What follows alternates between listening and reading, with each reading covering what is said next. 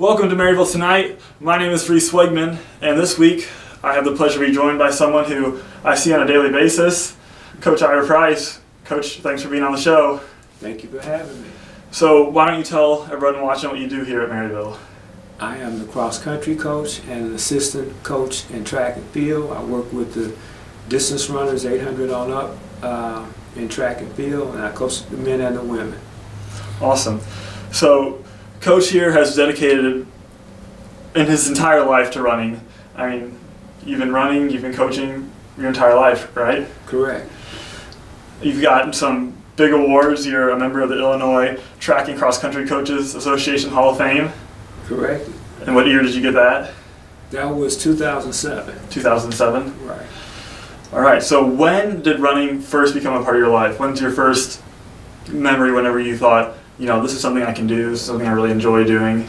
I was always exposed to running as a kid. You know, growing up, we have races and things like that. Mm-hmm. In addition to playing, you know, baseball, which is, I think, the first sport a lot of guys play. Yeah.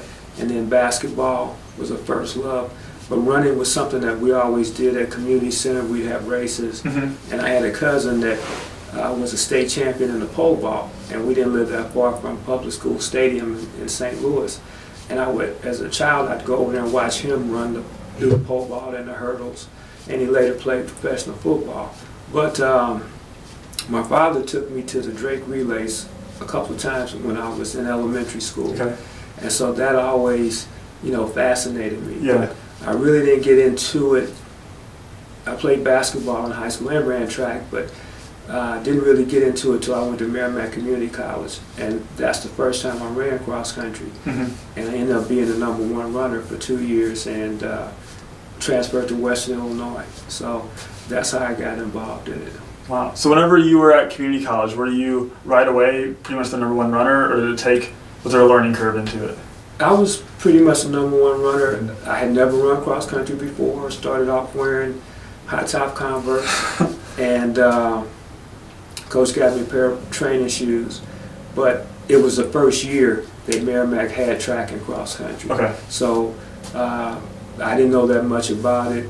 The first time I ran 3 miles, it was like 20 minutes and some change. Mm-hmm. And by the end of the season, I was under 17 minutes on the same course. Wow. So it was fun. It was different, and you saw that you get out of it what you put into it. Right. And running is purely objective. It's not subjective. Mm-hmm. You know, so it's not a coach's. Right.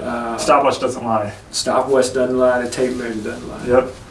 Awesome. That's really cool. So you went straight from running into coaching right away. You started teaching at Lebanon? Started teaching and coaching at Lebanon in '73 when I graduated from Western. And first year, we were mediocre. Mm-hmm. I had a team that didn't make it out of regional, but we were talking about one class at the time. Yeah. And the next year we were 19th, had everyone coming back. We lost one young man. He was military. Mm-hmm. Dad was at Scott Air Force Base, and he went to California where he did really well. But the next year we were 5th. It was one class. And here we are with about 300 students. Yeah. And you competing against those big Chicago schools. Right. Chicago Heights had, 5,000 students. York, over 3,000 or 4,000 students. Deerfield, the same. Rockford East, the same. So here we are, 5th place. And it was an excellent meet. You had Jim Spivey in there, mm-hmm. who won a medal at World Championships.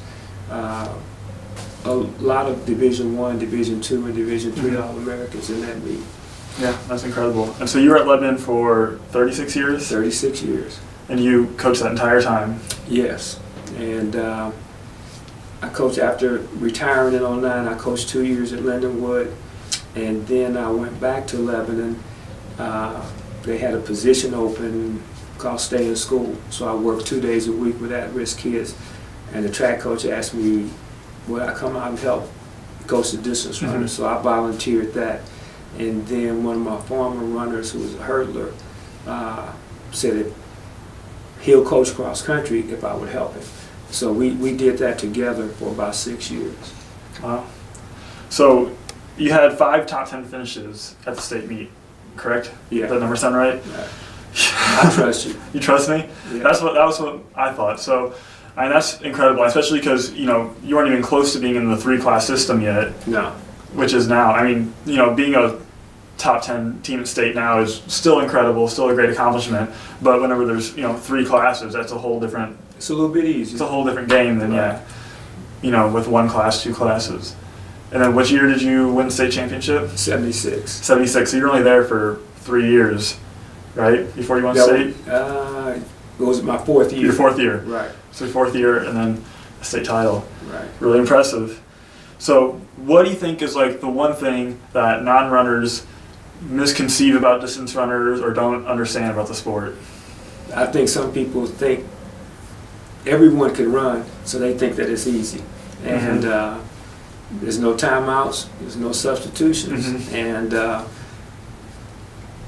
it's something that everyone can do if they choose to do it. Yeah. But it's not as easy as it looks. Right. And yeah, I think that's the one thing that's so cool about distance running is it's really who puts in the most time, who puts in the most work, and they're going to get the most out of it. And there's still that level of talent there that really is still a factor, but it's not like running a 60 or running 100 where it's so much talent and technique. It's really who puts in the most miles and who does the work. Exactly. And talent is a factor, but also attitude. You have to have that right attitude, and you have to want to do something. And when you have a group of guys or girls and they want to do well, then that's easy. Yeah, it's a difference. Right.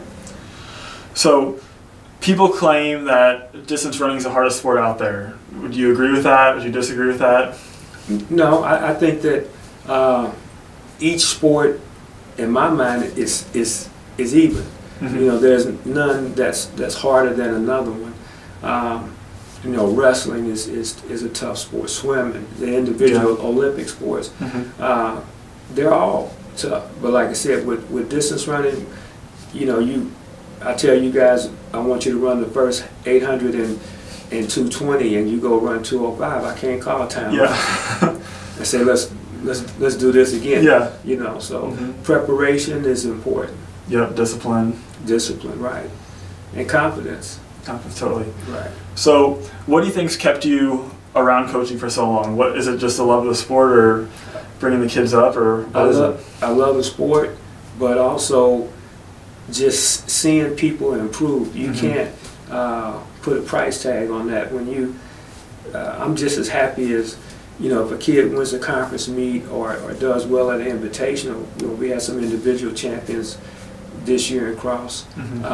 But I had a young man back in Lebanon, and he's a senior this year, and he's trying to break 6 minutes in a mile. So that, to me, is just as important as someone running really fast. I want each person to reach their potential. Yeah, and that's so cool with distance running. It's one of those few sports where you can come in at any skill level and still set goals for yourself and be able to improve how you want. You know, you're not going to get cut from a team, probably, you know, at the high school level or anything like that. So, you know, you can really come in there at any skill level and, you know, set some goals for yourself and really accomplish something no matter where you're at when you start out. Exactly. And that's the good thing about it. It doesn't matter. It is a relatively inexpensive sport. You got to have some decent shoes. Yeah. But we see people all the time from all over the world who are underprivileged become world champions, Olympic champions, because they put the work in and they have some talent. Yeah. All right, well, real quick, should we talk about what's going on at Maryville, what we're all doing running here right now? Sure. Getting ready for indoor conference coming up soon? Well, before that, we have a meet up in Maryville, Missouri, northwest Missouri State. They have a large track, 300-meter track, and we're hoping that, you know, some of the kids some of them have top 18 times in the conference, but we're hoping to do a little bit better than that up there. And then hopefully we want to, you know, take a team to conference and do as well as we can do. Yep, some exciting stuff, and hopefully a good outdoor season ahead of us too. Right, exactly. We got opened up with Washington University a couple of times, and so, you know, people, it's local, people can come and see us perform. Yep, should be exciting. Well, I think that's all I got for you. So thanks for coming on, Coach. Thanks for having me. It's been great. I'm Reiss Wegman. This is Maryville Tonight. See you next time.